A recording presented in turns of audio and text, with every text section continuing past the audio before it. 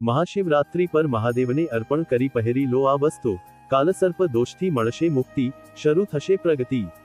મહાશિવરાત્રિ 2025 પર કાલસર્પ દોષથી મુક્તિ મેળવવાનો ખાસ સંયોગ બની રહ્યો છે। આ દિવસે ભગવાન શિવને અર્પણ કરી આ વસ્તુ પહેરી લો તો કામ બની જશે, દોષ દૂર થશે અને પ્રગતિ શરૂ થશે। જાતકની કુંડળીમાં ગ્રહોના કારણે અનેક દોષોનું નિર્માણ થાય છે। કુંડળીમાં દોષ લાગવાથી જાતકના જીવનમાં અચાનક અનેક પ્રકારની સમસ્યાઓ ઊભી થવા લાગે છે। સાથે જ દોષના કારણે જાતકને શારીરિક અને માનસિક પીડા પણ સહન કરવી પડે છે।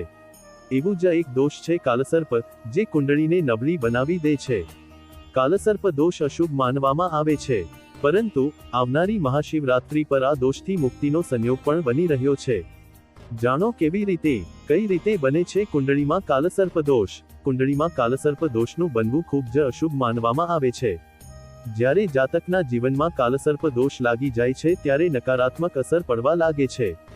જ્યારે કુંડળીમાં રાહુ અને કેતુ વચ્ચે બધા ગ્રહ ફસાઈ જાય છે ત્યારે કાલસર્પ દોષનું નિર્માણ થાય છે।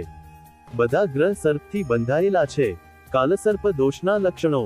કાલસર્પ દોષના અનેક લક્ષણો હોય છે, જેમ કે માનસિક તણાવ વધવું, કોઈ પણ કાર્યમાં સફળતા ન મળવી, આર્થિક રીતે પરેશાન રહેવું, જીવનમાં કર્જ વધવું, વારંવાર મરણ પામેલા ચહેરા સપનામાં આવવા, સપનામાં સાપનો પીછો કરવો, ભણવા છતાં નોકરી ન મળવી અથવા નોકરી છૂટી જવી વગેરે। આ રીતે મળશે મુક્તિ। જ્યોતિષાચાર્યના જણાવ્યા મુજબ કાલસર્પ દોષથી મુક્તિ મેળવવા માટે અનેક પ્રકારની પૂજાપાઠ કરવામાં આવે છે। ભગવાન ભોળેનાથની પૂજા કરવામાં આવે છે, સાથે જ મહામૃત્યુંજય મંત્રનો જપ પણ કરવામાં આવે છે। મહાશિવરાત્રિના દિવસે જો ભગવાન ભોળેનાથની પૂજા કરીને પંચમુખી રુદ્રાક્ષ મહાદેવ પર અર્પણ કરીને પહેરી લો તો નિશ્ચિત રૂપે કાલસર્પ દોષથી મુક્તિ મળી જશે।